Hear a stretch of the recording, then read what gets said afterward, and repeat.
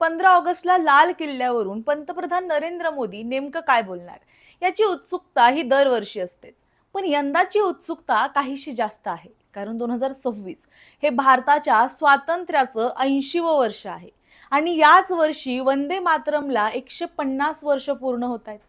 त्यातच देशातील तरुण, रोजगार, शिक्षण, परीक्षा आणि पेपर लीक सारखे मुद्दे सध्या चर्चेत आहेत. त्यामुळे यंदाच्या भाषणात मोदींच्या तोंडून नेमके कोणते मुद्दे बाहेर पडणार याकडे सगळ्यांचं लक्ष लागलंय. पण इथे एक महत्त्वाचा प्रश्न आहे. पंतप्रधानांच्या भाषणाचा अजेंडा हा नेमका कसा ठरतो? एखाद्या व्यक्तीनं किंवा एखाद्या पक्षानं मागणी केली म्हणून मोदी आपल्या भाषणात तो मुद्दा घेतात का?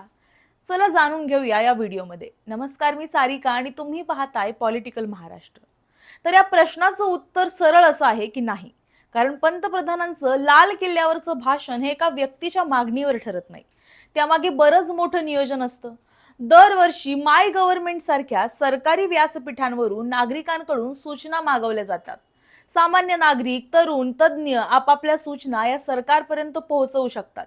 यानंतर पंतप्रधान कार्यालयाकडून विविध मंत्रालयांकडून देशाच्या प्रगतीचा आढावा घेतला जातो. कोणत्या क्षेत्रात काय काम झालं, कोणत्या योजना पुढे न्यायच्या आहेत, देशासमोर कोणती आव्हानं आहेत याचा सगळा ताळेबंद तयार होतो. त्यासोबतच देशातील आणि जगातील ताज्या घडामोडींचा सुद्धा विचार केला जातो. म्हणूनच पंतप्रधान मोदींच्या आतापर्यंतच्या लाल किल्ल्यावरील भाषणांकडे पाहिलं तर प्रत्येक वर्षी वेगळा मुद्दा समोर आलेला दिसतो. 2014 मध्ये मोदींनी स्वतःला प्रधान सेवक म्हणत जनभागीदारीवर भर दिला आणि स्वच्छ भारत अभियान, जनधन योजना यासारख्या महत्त्वाच्या घोषणा केल्या. 2015 मध्ये तरुण आणि उद्योजकतेवर फोकस करत स्टार्टअप इंडियाचा नारा दिला. 2017 मध्ये न्यू इंडियाचं स्वप्न मांडत गरिबी, भ्रष्टाचार, दहशतवाद आणि जातीयवादाविरोधात लढण्याचा संकल्प केला. 2018 मध्ये गरिबांसाठी आयुष्यमान भारत योजनेची घोषणा झाली. 2019 मध्ये कलम 370 तीन तलाक विरोधातला कायदा आणि CDS पदाची घोषणा करत मोदींनी मोठं राजकीय आणि राष्ट्रीय सुरक्षेशी संबंधित मुद्दे मांडले. 2020 मध्ये कोरोनाच्या पार्श्वभूमीवर आत्मनिर्भर भारतचा नारा दिला. 2021 मध्ये पुढील 25 वर्षाचा अमृतकाळ सांगितला. 2022 मध्ये पंचप्राण मांडले. 2023 मध्ये कारागिरांसाठी विश्वकर्मा योजनेची घोषणा करत भारताला जगातली तिसरी सर्वात मोठी अर्थव्यवस्था बनण्याची गॅरंटी दिली आणि 2024 मध्ये विकसित भारत 2047 हा रोड मॅप समोर ठेवला. म्हणजे एक गोष्ट स्पष्ट होते, लाल किल्ल्यावरचं भाषण हे फक्त भाषण नसतं, सरकारच्या पुढच्या दिशेचा संकेत देणारं एक मोठं व्यासपीठ असतं. आता यंदा म्हणजेच 15 ऑगस्ट 2026 ला काय होऊ शकतं? सगळ्यात आधी चर्चेत आहे वंदे मातरम. यंदा या राष्ट्रीय गीताला 150 वर्ष पूर्ण होत आहेत.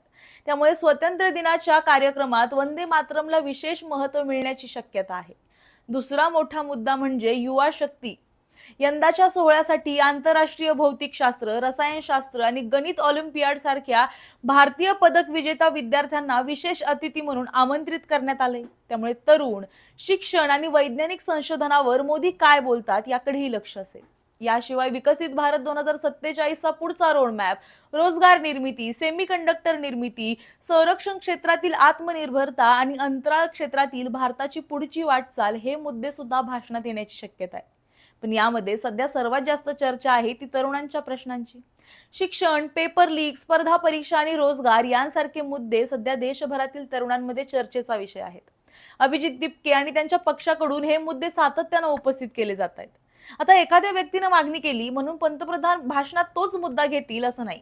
पण एखादा प्रश्न मोठ्या प्रमाणावर तरुणांचा आवाज बनत असेल, सोशल मीडिया, आंदोलनं किंवा जनतेच्या मागण्यांमधून तो सातत्यानं समोर येत असेल तर सरकार त्याची दखल घेऊ शकतं.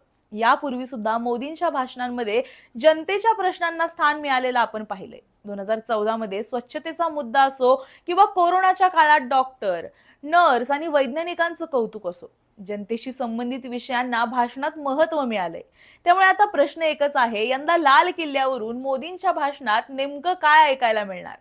वंदे मातरमचे 150 वर्ष, विकसित भारताचं स्वप्न, युवा शक्ती आणि रोजगार, की देशातील तरुणांचा सध्या सर्वात मोठा प्रश्न ठरलेला शिक्षण आणि परीक्षेतील पारदर्शकतेचा मुद्दा? याचं उत्तर हे 15 ऑगस्टला नक्की मिळणार आहे. तुर्तास तुम्हाला याबद्दल काय वाटतं? मोदींनी यावेळी या पेपर लीक बद्दल बोललं पाहिजे का? तुमचं मत आम्हाला कमेंटमध्ये नक्की सांगा आणि अशाच व्हिडिओसाठी पाहत राहा पॉलिटिकल महाराष्ट्र.